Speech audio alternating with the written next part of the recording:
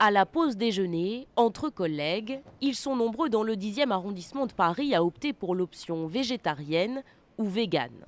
Dans le quartier, l'offre est si variée qu'on l'appelle désormais Veggie-Town. Elsa est végane. Elle ne mange aucun aliment d'origine animale.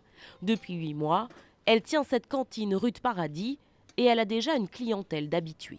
J'ai des clients par exemple qui sont fans de courgettes. Hier il y en avait, ils m'ont dit on est venu parce qu'on a vu que sur Facebook il y avait de la courgette, donc voilà. Une carte 100% végétale qui séduit les omnivores, adeptes de nouvelles aventures. C'est très consistant, les quantités sont parfaites, l'assaisonnement est parfait et le fait de ne pas manger de viande n'est pas gênant. Le fait que ça soit bio, que ça soit sain, et du coup, effectivement, avoir une petite différence avec les restaurants, les autres restaurants où on peut manger un petit peu plus gras. Carte en main, à quelques mètres de là, un autre restaurant propose, lui, une option carnivore. Nous, on s'est adapté petit à petit et la demande fait qu'on devient Veggie-Town sans forcément le vouloir. Cette appellation Veggie-Town a germé dans la tête des membres de l'association végétarienne de France, convaincus qu'une réelle offre existe.